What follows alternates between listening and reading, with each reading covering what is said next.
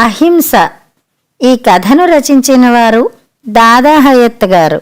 ఈ కథ వంశీకి నచ్చిన కథలు అన్న కథా సంపుటి నుండి ప్రచురింపబడింది. అది మోకాలి మీదకి పాకింది. ఒకసారి నిలబడి గంభీరంగా తన స్థితిగతులు పరీక్షించుకుని ప్రమాదమేమీ లేదన్నట్టు మళ్లీ కదిలి ముందుకు సాగింది ఆ నల్లటి గండుచీమ. నిద్రమత్తు కళ్లతో దాన్నే స్తబ్దుగా చూస్తున్నాడు చంటి. అంతవరకు ఓపిగ్గా దాన్ని గమనిస్తూ వచ్చాక దానిమీద హఠాత్తుగా ఆసక్తి పోయి విసుగు పుట్టేసి బొటనవేలికి మధ్యవేలును సంధించి లాగి ఒక్కటి తగిలించాడు. గండుచీమ ఎగిరి నేలమీద పడి సర్దుకుని నిలబడి దొరికిపోయినట్టు తికమక్కగా ఎటుపారిపోవాలా అని కాసేపు దిక్కులు చూసి వెనక్కి తిరిగి పలాయనం చిత్తగించింది. ఓ చాక్పీస్తో అరుగుమీద ఓ సున్నా గీసి మధ్యలో నిలువుగా గీత గీసి చెవులు పెట్టి పొడుగ్గా 2 జడలు పెట్టి కింద రాశాడు అమ్మ. చంటి బళ్ళో చేరి 2 నెలలే అయింది. కాని అంతకుముందే వాళ్ళమ్మ దగ్గర అక్షరాలన్నీ నేర్చేశాడు.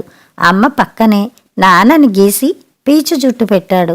తర్వాత గంభీరంగా తన సొంత సామర్థ్యాన్ని పరీక్షించుకుని తృప్తిగా చూసి కాస్త వెనక్కి జరిగి కింద మరో బొమ్మ గీశాడు టీచర్.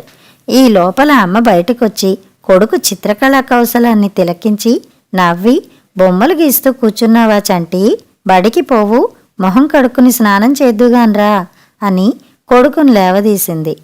మొహం మీదకొచ్చిన చింపిరి జుట్టుని వెనక్కి తోసుకుని అమ్మా మా టీచర్ చూడవే, బావుంది కదూ, కళ్ళు మెరిపించి వేలితో చూపిస్తూ అన్నాడు చంటి.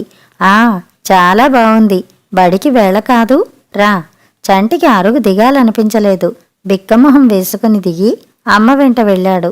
స్నానం చేయించుకుని తల దువ్వించుకుని అమ్మ వెంట వంటగదిలోకి వెళ్ళాడు చంటి.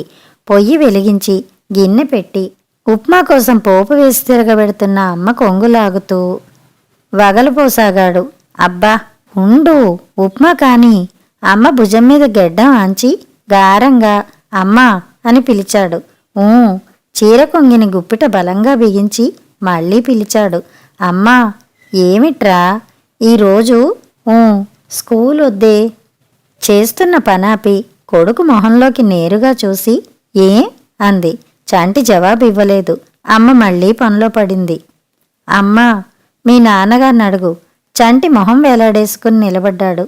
కాసేపు ఆగి మళ్ళీ కొంగులాగాడు. అమ్మ చంటి చేతుల్లోంచి కొంగు లాగేసుకుంది. చంటి ఖిన్నుడైపోయాడు. అమ్మ నిరసనకు మొహమైతే చిన్నపోయింది గాని బడికి మాత్రం వెళ్లాలని లేదు. బిక్క మొహం వేసుకుని కాసేపు అలాగే నిలబడ్డాడు. తర్వాత అమ్మ భుజం మీద చెయ్యేశాడు. కాసేపు ఊరుకుని ఒక చేత్తో భుజం మీద కొడుకు చేతిని నొక్కిపట్టి తల తిప్పి లాలనగా చూసి అలాగేలే, ఇంట్లో కూర్చుని చదువుకో అంది. చంటి మొహం వికసించింది. లావు లావు బుగ్గల్ని నవ్వుతో మరింత లావు చేసి వంటగదిలోంచి బయటికి పరిగెత్తి నాన్న గది ముందు హాయ్ హాయ్ అని గెంతుతుంటే పేపర్ చదువుతున్న నాన్నగారు ఏమిట్రా అన్నారు కొడుకుని మురిపెంగా చూస్తూ. గెంతడం ఆపేసి కుర్చీ కోడు పట్టుకుని నిలబడి నాన్న అమ్మే స్కూల్కి వెళ్ళొద్దంది అన్నాడు సిగ్గుగా. నాన్నగారు విస్మయంగా చూసి ఎందుకు అని అడిగారు. చంటికి ఏం చెప్పాలో అర్థం కాలేదు. ఆలోచనల్లో పడ్డట్టు మొహం పెట్టాడు. నాన్నగారు వంటగదిలో కేకేసి చంటిగాడిని స్కూలుకి వెళ్ళొద్దన్నావట అన్నారు. లోపల నుంచి సమాధానం. ఎందుకు? రేపెళ్తాడులేండి. అయోమయంతో లేచి లోనికెళ్లారు నాన్నగారు. చంటి నేరస్తుళ్లా ఉన్న చోటునే నిలబడ్డాడు. ఈయన స్కూలుకి వెళ్ళమనడు కదా. ఎందుకని వెళ్ళొద్దన్నావు అడిగారు నాన్నగారు. వాడు నిన్న ఆదివారం అంతా గెంతి గెంతి ఈరోజు బడికెళ్ళడానికి బద్దకిస్తున్నాడు. ఎప్పుడూ ఇలా అడగలేదు. స్కూలుకి పోనన్నాడు, సర్లెమ్మన్నాను. అలా ఎందుకన్నావు? చదువు దగ్గరేం గారాలు? పోన్లేండి, రేపు వెళతాడు. 2 నెలలేగా బళ్ళో చేరి. నాన్నగారు ముందు గదిలోకి వెళ్ళిపోయి చంటి వైపు చూడకుండా సీరియస్గా పేపర్లో పడ్డారు. చంటి అక్కడే నాన్నగారి మొహంలోకి చూసి చూసి బిడియంగా అక్కడి నుంచి కదిలి వెళ్ళిపోయి మళ్ళీ అరుగు మీద కూర్చుని దిగుల్లో పడ్డాడు. నాన్నగారికి కోపం వచ్చినట్టుంది. ఇందాక గీచిన బొమ్మలు చెరిపేశాడు. ఎండవాలు కాస్త ఎక్కువ అయ్యే వేళకి లేచి ఇంట్లో చాప మీద కూర్చుని హోంవర్క్ చేస్తున్న అక్క దగ్గరికి వెళ్ళి అక్క, క్యారం బోర్డు ఆడుకుందామా అడిగాడు కుతూహలంగా. హోంవర్క్ చేసుకుని స్కూల్కి వెళ్లాల్సి ఉంటే నీతో క్యారమ్స్ ఆడుకుంటూ కూర్చోమంటావా? పేపర్లోంచి నాన్నగారు నిన్నంతా ఏం చేశావు అడిగారు. అక్క తల పైకెత్తి చూసి చేసుకోలేదు అని నవ్వేసి మళ్ళీ చివర్లెక్క చేయడంలో మునిగిపోయింది. చంటి బాసింపట్టేసి కూర్చుని బుద్ధిగా అక్క చేస్తున్న పనివైపు చూస్తూ చదవడానికి ప్రయత్నించాడు. అసలేం అర్థం కాలేదు. విసుగు పుట్టి లేచి పెరట్లోకెళ్ళాడు. బంతి పువ్వు మీద కూర్చొని సీతాకోక చిలకొకటి కనిపించింది. చప్పుడు చేయకుండా వెళ్ళి పట్టుకోబోయాడు. సీతాకోక చిలక ఎగిరిపోయి మరో చోట వాలింది. చంటి మళ్ళీ పట్టుకోబోయాడు. అది ఆకాశంలోకి లేచి పెరటిగోడ దాటి ఎగిరిపోయింది. చంటి నిరాశపడిపోయి ఇంకేమన్నా సీతాకోక చిలకలున్నాయా అని చూశాడు. లేవు. ఇంకొంచెం ముందు వచ్చుంటే బావుండేవి. చంటి బంతిపూలు కోద్దామా అని ఆలోచించాడు. అమ్మ తిడుతుంది. నేల మీదకి చూశాడు. పెరటిగోడ మొదట్లో గడ్డిపూలున్నాయి. వెళ్ళి ఒక్కోటి కోస్తుంటే వానపామొకటి బద్ధకంగా కదులుతూ కనిపించింది. చంటి అటూ ఇటూ చూసి ఓ ఎండిపుల్ల నేరి వానపాముని కదిలించాడు. అది కాస్త వేగంగా కదిలి ఓ గడ్డి మొక్క పక్కన చిన్న బొరిలోకి దూరిపోయింది. ఎండుపుల్లతో బొరిలోకి గుచ్చాడు. వానపాము బయటికి రాలేదు. గడ్డి మొక్క పట్టి పీకాడు. బొరియ పెద్దదైంది కానీ వానపాము మాత్రం రాలేదు. అయితే బలంగా పీకేసరికి గడ్డి మొక్క వేళ్లతో సహా ఊడొచ్చి చంటి వెనక్కి చిత్తడిలోకి పడ్డాడు. చీచి బురదైపోయింది. ఒరేయ్ చంటి, ఉప్మా తిందుగాన్రా లోపల నుంచి అమ్మ కేకేసింది. మొహమంతా చిన్నబుచ్చుకుని లోనికొచ్చిన చంటిని చూసి చీచి గాడిద, ఇందాకే కదరా స్నానం చేశావు అని బుగ్గ గిల్లి లాక్కెళ్ళి చొక్కాలాగు తీసేసి నీళ్ల గదిలో చంటి కాళ్ళు చేతులు కడిగింది. చంటికి బుగ్గ మంట పెట్టింది. కళ్ళల్లోకి నీళ్లొచ్చాయి. రోషమొచ్చింది. అమ్మ లోపలికి తీసుకెళ్లి వేరే బట్టలేసి ఉప్మా పెట్టింది. చంటి ఉప్మా తిని వీధి గుమ్మం దగ్గర నిలబడ్డాడు. పక్కింటి హరిగాడు పలకా పుస్తకం పట్టుకొచ్చి ఏరా కిరణ్, బడికి రావా అని అడిగాడు. చంటి పోజుగా తల పైకెగరేసి లేదన్నట్టు తలూపాడు. మా అమ్మ వెళ్ళొద్దంది. హరికి అర్థం కాలేదు. దేనికి? నేనే పోనన్నాను. అసలు స్కూల్కే రావా? వస్తాను, ఈరోజు రాను. మరి మీ అమ్మ కొట్టదా? మా అమ్మ కొట్టదుగా అన్నాడు చంటి గర్వంగా. హరి వెళ్ళిపోయాడు. చంటి ఇంకాసేపు అక్కడే నిలబడి ఇంట్లోకొచ్చాడు. తెలుగు వాచకం ముందేసి కూర్చుని బొమ్మలు చూడ్డం మొదలెట్టాడు. కాసేపటికి అక్క స్కూల్కి వెళ్ళిపోయింది. బట్టలేసుకున్న నాన్నగారు 10ంటికి ఆఫీస్కి వెళ్ళిపోయారు. పుస్తకం పక్కన పడేసి విసుగ్గా హాల్లోకొచ్చాడు చంటి. ఆదివారానికి మామూలు రోజుకి తేడా అప్పుడు తెలిసింది. క్యారమ్స్ బంతాట ఆడడానికి అక్కలేదు. స్కూల్కి వెళ్ళిపోయింది. ఒళ్ళో కూర్చోబెట్టుకుని కథలు చెప్పడానికి మురిపించడానికి నాన్నగారు లేరు. ఇల్లంతా బోసిపోయి మూగగా కనిపించింది. నాన్నగారి కుర్చీ ఖాళీగా కనబడితే దిగులుగా వెళ్ళి కూర్చుని బల్ల మీదున్న లావుపాటి పుస్తకాన్ని ఒళ్ళో పెట్టుకుని పేజీలు తిప్పడం మొదలెట్టాడు. లోపల బొమ్మలేం లేవు. చంటికి ఒకసారి నాన్న చెప్పిన విషయం గుర్తుకొచ్చింది. నాన్న ఈ పుస్తకం చదువుతుంటే ఏమిటి నాన్న అది అని అడిగాడు తను. నా పుస్తకం నాన్న. ఏముంటుంది అందులో? ఆఫీస్ మాటలుంటాయి. ఓ అని అర్థమైపోయినట్టు కళ్ళు మెరిపించాడు. ఎంత పెద్ద పుస్తకమో అన్నాడు తను మళ్ళీ. నాన్నగారు నవ్వి నువ్వు రోజు స్కూల్కెళ్ళి బాగా చదువుకుంటే ఇంతకంటే పెద్ద పుస్తకాలు చదివేస్తావు నాన్న అన్నారు. తనకు భలే సంతోషమేసింది ఈ విషయం గుర్తుకు రాగానే. హాయిగా నవ్వుకుంటూ కుర్చీ వెనక్కి వాలి ఆలోచనల్లో పడ్డాడు. తను స్కూల్కి వెళ్తాడు, బాగా చదువుకుంటాడు. నాన్నగారిలా పెద్ద పెద్ద పుస్తకాలన్నీ చదివి పారేస్తాడు.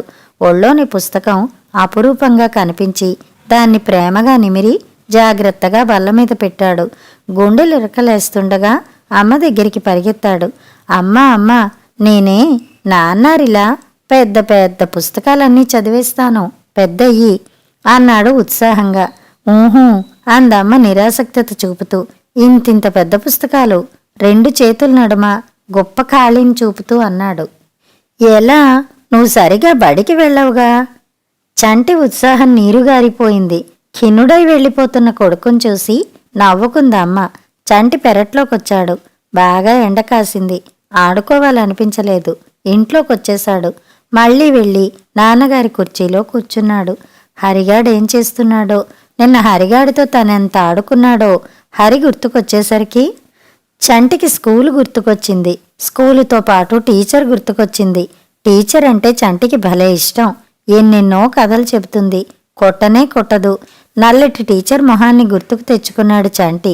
ఆవిడ మొహానికి మందంగా పూసుకునే పౌడరు, నుదుట ఎర్రటి తిలకం బొట్టు, కళ్లకు పెద్ద పెద్ద కళ్లద్దాలు, వదులుగా వేసుకునే జడ, చేతిలో బెత్తం, ఇంకా బల్ల మీద డస్టరు, చాక్పీసులు, బ్లాక్ బోర్డు అన్నీ గుర్తుకొచ్చాయి. టీచర్ ఎవ్వరినీ కొట్టదు. బెత్తం మాత్రం చేతిలో ఊతంగా ఊగుతూనే ఉండాలి. చంటికి తన డెస్క్ గుర్తుకొచ్చింది. ఖాళీగా ఉండి ఉంటుంది. చెప్పలేనంతగా దిగిలేసింది. లేచి ఇంట్లోంచి బయటికెళ్ళాడు. బయట దూరంగా రోడ్డు పక్కనే ఓ చెట్టు మొదట్లో కొంతమంది చింపిరి పిల్లలు గోళీలాడుతున్నారు. వెళ్ళి కుతూహలంగా చూస్తూ నిలబడ్డాడు. చంటికి గోళీలాడ్డం రాదు. వాళ్లలో ఒకడు ఎడంచేత్తో గోళీలు విసిరి కుడి చేత్తో కొట్టడానికి ఒక కన్ను మూసి తెరిచిన రెండో కంటి చివరకు మునివేళ్లతో గోళీని పట్టుకుని గురి చూస్తూ చేతిని ముందుకి వెనక్కి ఆడిస్తూ ఉంటే భలే తమాషాగా అనిపించింది. చంటి చూస్తుండగానే వాళ్లలో వాళ్ళకు కోట్లాట మొదలైంది. రెండోవాడు మొదటివాడిని తిడుతూ ఎడంచేత్తో వెనక్కి తోశాడు. మొదటివాడు ముందుకు లంఘించి రెండోవాణ్ణి చంకలో ఇరుకుంచుకుంటే వాడు మొదటివాణ్ణి మోచేత్తో పొత్తి కడుపులో గుచ్చాడు. చంటికి భయమేసి ఇంట్లోకి దూరిపోయి పెరట్లోకెళ్ళాడు. 3 రాళ్ల నేరి తాను గోళీలాట మొదలెట్టాడు. ఎండలో చురుకుపాలు చాలా పెరిగింది. ఒంటరిగా ఆడినంతసేపు ఆడి రాళ్లు పారేసి ఇంట్లోకొచ్చాడు.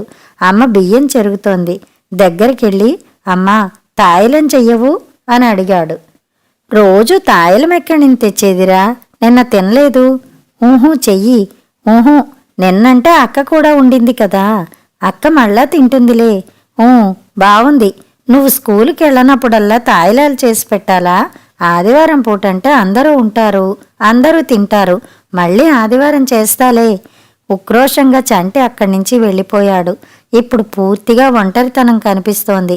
ఆడుకోవడానికి ఎవరూ లేరు. వెళ్ళి క్యారం బోర్డు ముందేసుకుని ఒక్కడే ఆటాడ్డం మొదలెట్టాడు. ఇట్నుంచి అటు కొట్టి స్ట్రైకర్ని అవతలకెళ్ళి తెచ్చుకోవాలంటే చిరాకేసింది. బోర్డును ఎత్తకుండా ఎక్కడి కాయిన్స్ అక్కడే పడేసి లేచిపోయాడు. బయటికొచ్చి చూశాడు. గోళీలాడుకునే పిల్లల్లేరు. అమ్మ దగ్గరికెళ్ళి అమ్మా కథ చెప్పు అన్నాడు. పనులు చేసుకుంటుంటే కథలు కావలసొచ్చాయా? పనుంది పో. అక్కడే కూచుని అమ్మ బియ్యం చెరగడం చూస్తూ మెల్లగా జరిగి ఒళ్ళో తల దాచుకోబోయాడు. తోసేసింది. అప్పుడొచ్చింది ఏడుపు. లేచి నిలబడి కాళ్ళు నేలకేసి కొట్టి ఏడుస్తూ వెళ్ళి చాప మీద పడుకున్నాడు. మళ్ళీ అమ్మొచ్చి పిలిచే వరకు అక్కడే ఉన్నాడు. అన్నం వండాను, తినవా? నేను తిన్నపో. మా చంటి కదూ, రామ్మా. ఊహూ మా అమ్మ కదూ, రామ్మా. గడ్డాన్ని చేరిన అమ్మ చేతిని తోసేశాడు. రావా? తాయిలం వద్దా? చటుక్కున లేచి కూర్చున్నాడు. తాయిలమా? తిందుగాన్రా. ఊహూ బెట్టు చేశాడు. నాకే ఇక్కడే పడుకో అని అమ్మ వెళ్ళిపోతుంటే ఇంకా బతిమాలనందుకు కోపం వచ్చింది గాని తాయిలం కోసం ఝామ్మని లేచి వెంట పరిగెత్తాడు. చంటి భోంచేశాక ఆఫీసు నుంచి ప్యూన్ వచ్చాడు. నాన్నగారికి అక్కకు అతను క్యారియర్స్ పట్టుకెడతాడు. సిన్నయ్య గారు స్కూల్కి వెళ్ళేదిలా ఉంది. వెళ్ళడు పో, నీకే తన్నాలన్నంత కోపం వచ్చింది చంటికి. హబ్బో హబ్బో, సిన్నయ్య గారికి ఎంత కోపం! ఉడికించాడు. రోషంగా వెళ్ళి చాప మీద పడుకున్నాడు. చంటికి మళ్లీ స్కూల్ గుర్తుకొచ్చింది. గుంపులు గుంపులుగా పిల్లలు. తెలుగు వాచకం పట్టుకున్న టీచరు చాలా ప్రియంగా కనిపించారు. స్కూలు మీద ఆనుకోని ప్రేమ ముంచుకొచ్చేసింది. అలాగే పడుకుని నిద్రపోయాడు చంటి. సాయంత్రం 4:30కు నిద్రలేచి కాసేపు అటూ ఇటూ తిరిగి వీధి గుమ్మం దగ్గరికెళ్ళి నిలబడితే హరిగాడు స్కూల్ నుంచి ఇంటికొస్తూ కనిపించాడు. ఒరే కిరణ్, నువ్వు రాలేదురా, టీచర్ భలే కథ చెప్పింది. ఉత్సాహంగా ముందుకు వంగి ఏం కదరా అడిగాడు చంటి. జింకా నక్క కథ. ఒరే ఒరే నాకు చెప్పరా, తర్వాత చెప్తారా. టీచర్ నువ్వు రాలేదేమంది, నువ్వు చెడిపోతున్నావని చెప్పింది. చంటి గుండె దిగజారిపోయింది. ఒరే, ఈరోజు కేశవం మాస్టారు మా అందరి చేత కబడ్డీ ఆడించారు. వాళ్ళ క్లాస్ వాళ్ళకి మనకు. ఎవరు గెలిచారా? మనమే. చంటి గుండె గర్వంతో నిండిపోయింది. వాడు వెళ్ళిపోయాక చంటి దిగాలుగా ఇంట్లోకెళ్ళాడు. సాయంత్రం నాన్న అక్క వచ్చేశాక బాగా ఆడుకున్నాడు. ఊరికే నాన్న దగ్గర నుంచి అక్క దగ్గరికి, అక్క దగ్గర నుంచి నాన్న దగ్గరికి తిరిగాడు. ఆ రోజు రాత్రి పడుకోబోయే ముందు, అమ్మా జింకానక్క కథేంటే అని అడిగాడు చంటి. ఏ జింకానక్క? నాకేం తెలుసు, మా టీచర్ చెప్పిందంట, హరిగాడన్నాడు. అదా అని అమ్మ చెప్పడం మొదలెట్టింది. అనగనగా ఓ అడవిలో ఓ జింక ఉండేదట. ఓ నక్క దాన్ని చూసి ఎలాగైనా తినేద్దామని దాంతో స్నేహం చేసిందట. చంటి ఒళ్ళంతా చెవులు చేసుకుని కథ విన్నాడు. కథ విపరీతంగా నచ్చేసింది. బాగా పొద్దుపోయాక అమ్మ గుండెల్లో వెచ్చగా మొహం దాచేసుకుని ఏవో ఆలోచనల్లో పడిపోయిన వాడ్లా ఉన్నట్టుండి తల పైకెత్తి, అమ్మా రేపు తొందరగా నిద్ర లేపాలి అన్నాడు. కళ్ళు మూసుకు పడుకున్న అమ్మ కళ్ళు తెరిచూసి దేనికి అని అడిగింది. స్కూలుకెళ్ళడానికి అనేసి మళ్ళీ గుండెల్లో దాగిపోయాడు చంటి. కథ సమాప్తం.